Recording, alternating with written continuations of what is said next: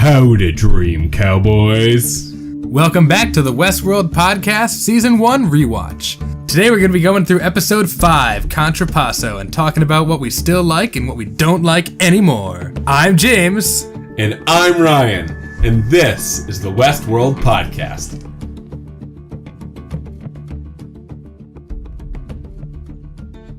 So we actually meant to record this a month ago. Yeah, we did. And then it just didn't work out for one day.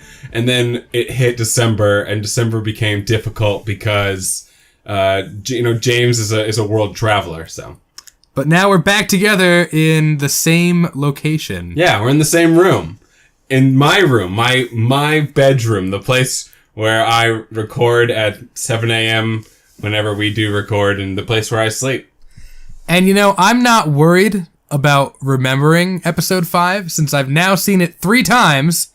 And it's one of the better episodes, so I know Episode 5 like the back of my hand. Do you? Yeah, how about you? I know it really well. Okay. I read about it again this morning to remind myself about it, because I was concerned I wouldn't know anything. But then I started reading it, and I was like, oh, how could I forget? Contrapasso. I also vividly remember editing the first Episode 5 that we went through. Because I edited it. Oh. Why wouldn't I remember that? I don't know, I just block out editing things usually. It's just a moment in time that kind of blurs by, and at the end of it we have an episode.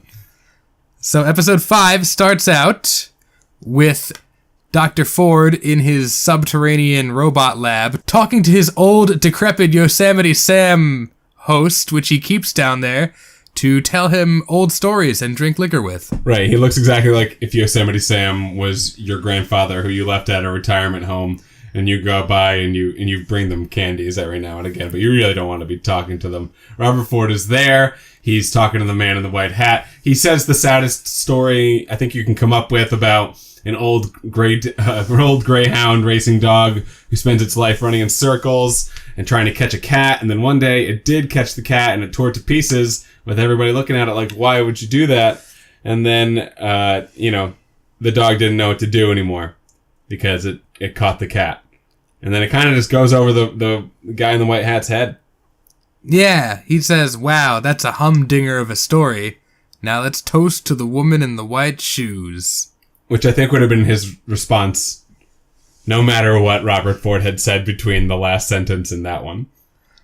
But that strange story of the Greyhound is similar to the overall arc of Season 1, because the dog was taught to do violence, and then when he actually committed an act of violence, everyone was shocked, and the robots are taught to commit acts of violence, and eventually they do. Right, and they have once before, although I guess, you could argue that Arnold asked Dolores, really, really nicely if she would shoot him in the back of the head, and she was just, being a swell gal about it and really helping him out. But, that happened once, and then, I don't know if you remember at the end of this season, but it seems to happen again. So this is the episode with Pariah, for those of you not paying close attention. Pariah is the outlaw town where Lawrence, or El Lazo, does his business, and they want to enter into a storyline about these ex-Confederate terrorists who are going to attack Union soldiers. Do you understand the storyline they're trying to do? No, not really. They're kind of just we're here to see El Lazo or Lawrence in a setting that's not him being dragged around a desert by the man in black. We're here to see that Dolores is still getting out of her shell while she's entering Pariah. She does that thing again where she just asks William if something's wrong about her, just to kind of see if he's feeling her out yet. Because, in her moments of clarity, you can see her eyes just go dead and black, and you're like, oh, I think she's coming more and more into sentience, and she's just kind of checking if they're noticing. Pariah is pretty far from Sweetwater. A lot of new things can happen out here. And this little Easter egg that William and Logan have led them here. And the Easter egg brings them to the Confederate whatever, and has to do with tequila and explosions, right? Yeah, Logan seems to know what's happening, and he's really excited because there's like a war storyline he wants to do that he's never done, and it's supposed to be super hardcore. And when you're this far from Sweetwater, you can get your ass kicked, and that's exciting. I mean, yeah, and we're basically watch Logan create what would end up being a really old man who hates everything and does really mean things to Dolores that we still don't know to this day what they are. So the man in black in the future is carrying around future Lars, and they've got Teddy, and it turns out Teddy's about to die. So the man in black, a little bit sad, he's like, well, sorry about this, Lawrence, but I need Teddy alive more, so I'm gonna drain the blood out of you, which he proceeds to do. Right, which feels like he did a lot he dragged this robot around a lot just to do this eventually. If Lars really had feelings, you would actually feel pretty bad for him. Then in the middle of this all happening, like little Robert shows up. Just the little Robert robot being like, hey, what are you guys doing? And the man in black's like, just leave here and go somewhere else while I drain drain Lars's blood and put it into Teddy so that he can help me on my quest. Yeah, the man in black is like, oh, I don't want this little robot boy to see this gratuitous act of violence, so... Yeah, he's saving him. He's very nice. And we don't actually know at this point in the story, it hasn't been revealed that is the tiny robot replica of Robert Ford, but we all knew it at the time anyway. Right, when Robert Ford was talking to him, it was like, oh, he made baby him? That's a little weird. Right on. Down in the labs, the two techs, Felix and Sylvester, are fixing up Maeve, and she jerks her arm around and it spooks one tech and the other tech teases him. Sylvester's like, Felix, you coward, stop being afraid of these robotic dead people. And then he is like, okay, I'm gonna go leave and do weird stuff in the VR machine. Right. And Felix is like, when he leaves, it's great because I'm gonna pet my weird dead mouse / bird. Was it the mouse or a bird? I don't know which one. It was some little tiny robot he'd really like to be alive. I like that Sylvester in his free time is having fake intercourse with a VR machine because it feels like if there's a world in the future where that's like a really prominent thing that's available, and there are just dudes who work in basements all day with robots that they can't have sex with because if they do, they get blackmailed by Elsie to do whatever she wants, that there's only one way for them to do. It's basically like they're working on robots all day, and then they're in the VR machine for the rest of the time they're alive and not awake, or not asleep. Right, but they live in a compound, so I wonder if it's like the dormitory's VR room and you have to sign in when you're going to be there to use the VR porn machine. Like a because there's only one system where there are like 9 showers, and in the middle of it, everyone's like, okay guys, we got to start taking care of this place. We are treating it all very poorly. Yeah, we're going to have a mop system where everyone has to take one in with them, alright? Oh, it's gross.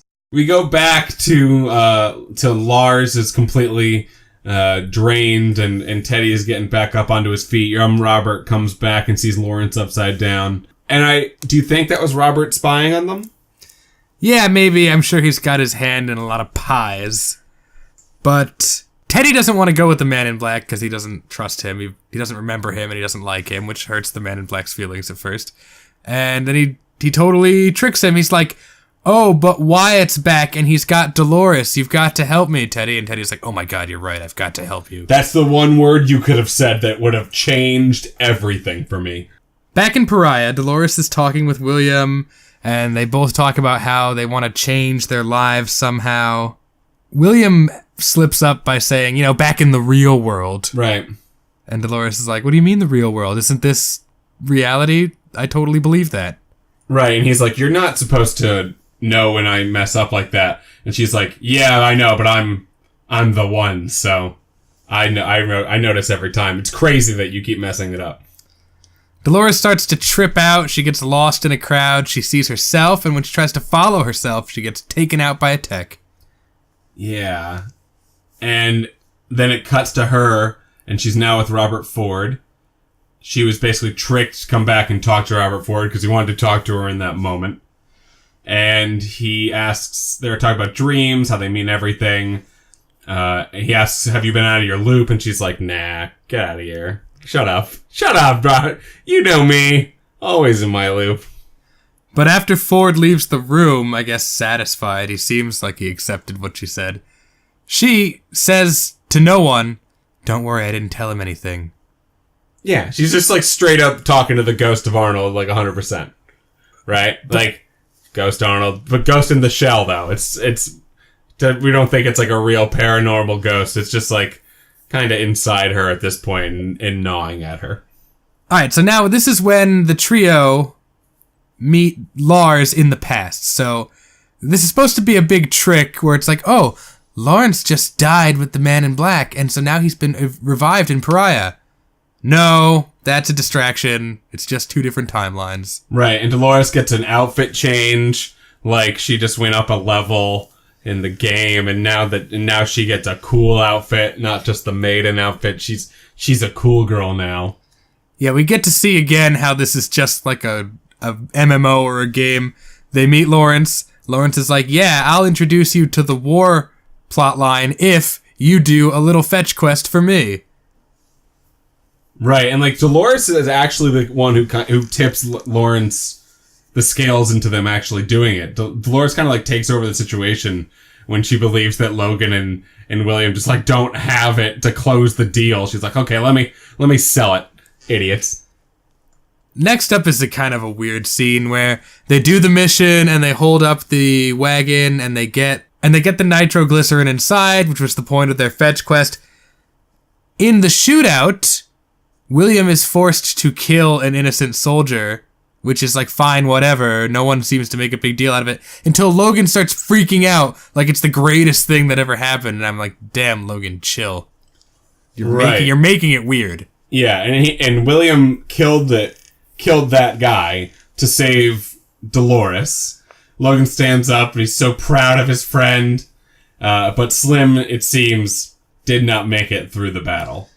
And I wrote this down specifically, like, that I did not like Logan the first time around all that much. It was the same way for Logan and for Maeve. They were both annoying to me the first time around. And then the second time around, I like both of them more.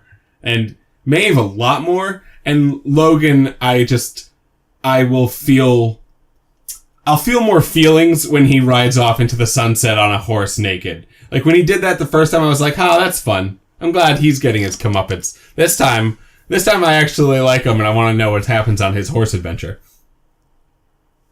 They finish up their quest. They bring the item back to Lawrence, and he's like, okay, now you can move on to the next mission, which is the war storyline. But first, come to my crazy brothel and have sex with my gold-painted women. Right, I need to stall for an evening, so everybody just kind of go into a holding pattern with these prostitutes. Please and thank you. Okay, goodbye. Back in the labs, we get a nice scene with Elsie, and she's working on a robot with a huge, like, dong right next to her face. So, a little inside info. So, James is going back and forth between his phone, which is the plot and what he would be usually reading, but he's seeing what I wrote in front of him, which are not normal notes that you don't see it, but he says the things about the episode, so I don't ever have to know the things about the episode. All I have to know is like what my stupid thing I'm going to yell after he says it is, and it says in all capital letters, Elsie gets to see some huge dong alert, and she wants to you bang think it. you're the only one? Well, take a look at my notes. What did you write? Where is this? At the top. Dong watch. Okay, it is in all caps. So I guess we're both there. We're both kind of on the same page. But yeah, she's hanging out there. And he can't even pour water. So she's like, "Yo, you suck." Which it's a bummer that you can't even pour water because you would do great out in the world or with me maybe. Longtime listeners will remember that Ryan and I were running the Dong Watch 2016, which was basically HBO has been known for its devotion to the female form, but hardly any of her dongs. Right. So a lot of money is being spent if you see a dong on screen, like in Game of Thrones.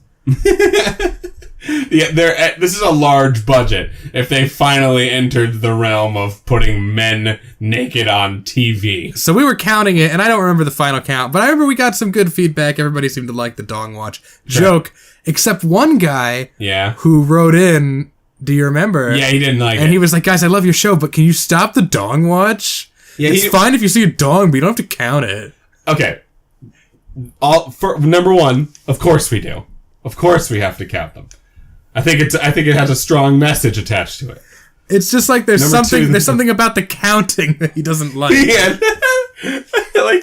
Okay, well, we'll just we'll just keep track of it and maybe assign Roman numerals. I don't know. Right. We won't put it in the recording, but at the image for every SoundCloud update, we'll put in the corner of the image. Yeah. 5 dongs. I have an Excel file that really breaks it down if you guys want me to post it. So yeah, like we said an hour ago, she's working on the dong, and 2 techs come by with a stretcher, and she wants to examine that particular host, and she's not allowed to, so she goes and blackmails pervy necro guy. Yeah. So she walks down to behavior, and she kind of looks in on Sylvester and Felix, and they kind of go to themselves like, is she from behavior? She should not be coming in here. For a little bit, they think it's about Felix and his little side project. But instead, she goes across the way and brings up a camera footage of one of the other techs who was like banging one of the robots. She blackmails him to be able to look at the bearded robot who was trying to get out, right? It's who she wants to look at.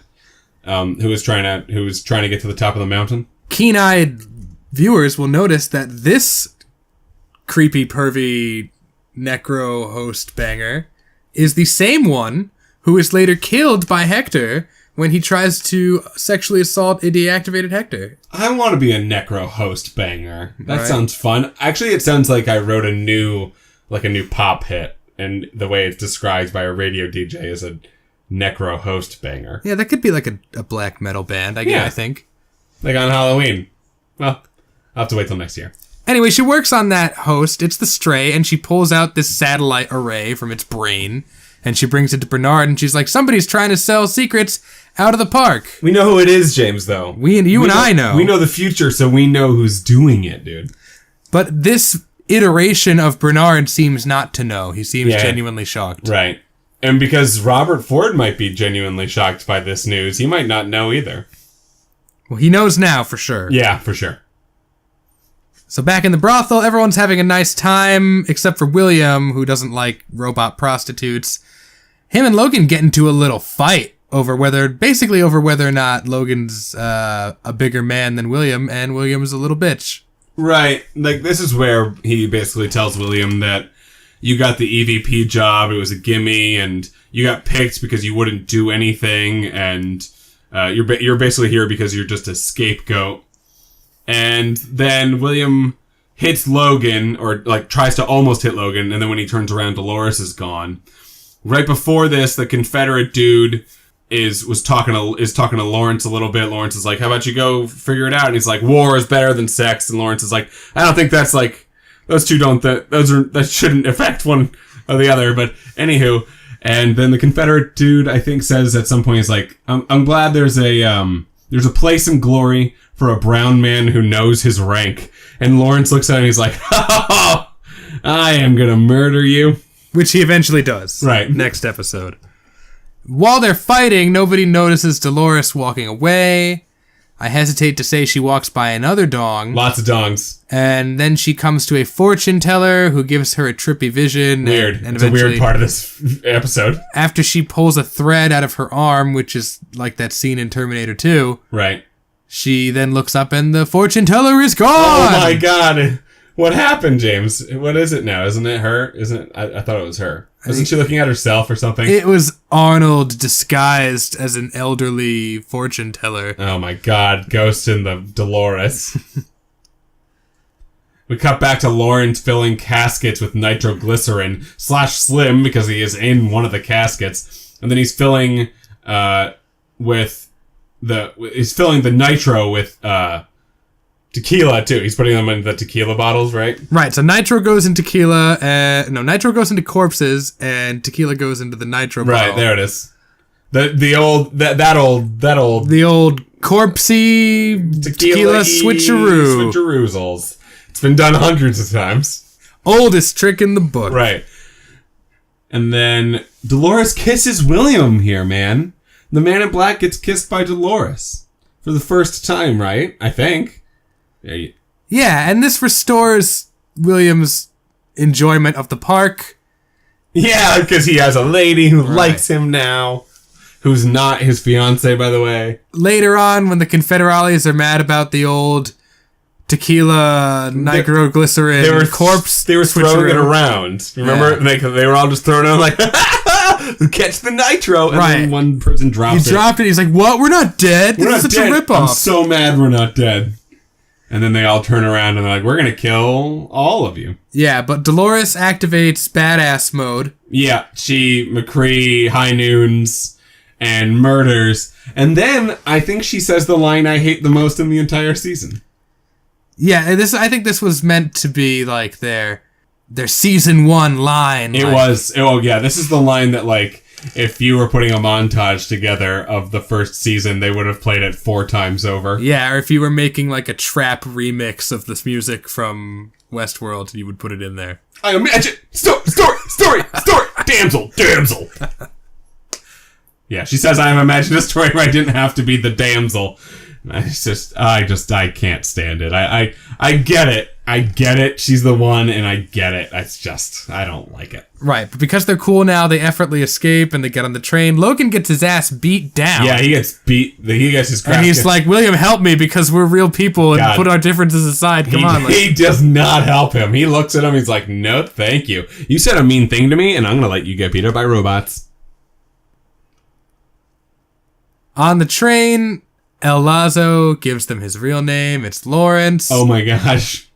We knew. Oh my god. Yeah, shut up. You knew. It's why I knew. I was making it known. Dolores is acting a little weird. There's a map of the maze on the casket for some reason. I wonder if it's maybe not there. It's like augmented reality. Yeah. Arnold's in her brain. She's just seeing things to actually get Lawrence to let them stay. She points a gun at the caskets, saying that she'll blow everything up. And Lawrence is like, I like your style. So they actually stay, and Dolores is still talking to herself. She says she's coming. And then it really feels like that's the end of the episode. But nope, we have one more showdown on our hands. Yeah, and what is like a middling, pretty good episode of Westworld is now totally elevated by this final scene. Yeah. So they give us a payoff, basically. Yeah. And we walk into a saloon of sorts. Yeah. We see the player piano is this time being played by an actual person. We only see their hands. We don't see who it is. Teddy Flood and the Men in Black go to sit at a table. And they take a shot. And as they take the shot, Robert Ford walks over to the table, stands up from the piano, because he was playing James. The whole time. The whole time, it was him. And then he came over, and William / the Man in Black, a thing we don't know yet, but we do know. That's how am I doing, Robert? Yeah, they basically just both pull their dicks out onto the table. Seriously. And the Man in Black's like, yeah, I think that you're a shitty writer and you never came up with good bad guys, so I'm here to be the bad guy. Seriously. He basically says, like, because he says to Robert, like, will Wyatt stop me from finding the center of the maze? Robert asks him what he's hoping to find. And the Man in Black basically insinuates that if he wanted to know what this place was all about, and if he wanted real answers, asking Robert Ford wouldn't get him those answers. He would have to go back in time before Arnold was dead. Basically saying, Robert Ford, you ain't shit. Arnold was the real guy here who knew all the good things, and then, he got himself murdered. I don't know if William knows that or not. He says that Dr. Robert Ford is the Art Garfunkel, and that Arnold was the Paul Simon. Right. He was both the Garfunkel and the Oates of the group. Dr. Robert Ford is Matt Stone, and Arnold is Trey Parker. Wow. I like both of them. I'm fine. I'm fine with both of them. And even that is not the end. There's one final... It's almost like a Marvel after credits scene at the very end. Wouldn't you say? Yeah, no. When Dolores said that final line, there are actual 3 endings, which isn't good, right? It's not a good way to structure an episode. They're good scenes, but... Anywho, yeah. Felix is in the basement. He's by himself. He's back to work on his new bird. Something to give him a purpose in life. Just like what the Man in Black is looking for, actually. As Maeve kind of goes out of frame and we zoom in on Felix, I remember the first time being like, I'm about to be scared. Right. But this is a cool scene. It's set up well. It's like super fast. It's like, on the table, up! Time for a chat. I got your bird. Right. She sat up at a 90-degree angle immediately, and she says, it's time you and I had a chat. And Felix is like, I guess I have to. You have my bird. Maeve will return in Avengers 3. Right, and then right below, the Maeve and Logan are my rewatch MVPs. They're the ones I like the most, for sure, right now. Man in Black sucks. And, Old and young. And, yeah, I like the younger version a little better. And that was, like, the best scene that we've seen from him in a long time. A scene that I didn't hate him in. Also, there was that one part where he reached for the knife, and then Teddy, like, James Marsden, who's, like, weak and is bad, all of a sudden, not that way anymore, and grabs the knife before he might have... Do you think he would have actually stabbed Robert Ford in that moment? I wonder if he knows that Robert Ford is actually a host. Ooh. Or if he wanted to find out, even at the cost of, like, I don't know, getting killed by Dr... Because if he had stabbed Dr. Robert Ford, he would be killed by host. He'd be ripped apart by host. Sure. And we still don't know if Dr. Robert Ford is a host. That's still something that can be true. We don't know if Anthony Hopkins is going to be in the second season of Westworld. And according to Anthony Hopkins, he still doesn't know if he's going to be in Westworld. How can that be? Aren't they shooting it right now? He's in it and he doesn't even remember. No. Yeah, I hope he's just lying. I don't know if I hope he's in it. I mean, what would he... He would have to be not dead, or it would have to be in the past. You know what? He's going to come back at the end of episode 10 in an after-credit scene like a Marvel movie. Oh. And he's like, it was me the whole time, haha. I'm also Arnold. I'm both me and my twin. And Dolores was my twin sister. Right. We're all twins, and Bernard was my twin robot. Alright, thanks for listening, guys. If you like the show... You can hit us up on Twitter at WestworldRyan, or you can write us at Gmail, The Westworld Podcast. And if you're really cool, you can leave us a positive review on the Apple Podcast app, which helps other people find the show. We're trying to expand our brand on a daily basis. Our brand of Westworld podcasting. Monthly. Being the best Westworld podcast that happens sometimes. Being, I would say, the best Westworld podcast that is usually recorded half in Japan, half in America. This time specifically in the same place, which is just... really hurt the quality. And has made it much more special. But when season 2 rolls around, we're going to have the first podcast up every day. That's true. We always did. Yeah. That's our claim to fame. Right, because of the weird time schedule where... Like, it airs Sunday night, and then we are recording. I go to bed right after it airs, wake up at 7 a.m., and we record right then and there. And you know what? It's almost always out by, like, early Monday evening. Yeah, at least. Well, look at us boasting about something that's not... You want it done well, or you want it done fast? Fast, 100%. No quality whatsoever, James. I'm not one for quality. All right, we're going to cut out those final remarks. I'm a little too self-aware. I'm keeping it. All right. I'm James. And I'm Ryan. And this is the Westworld Podcast.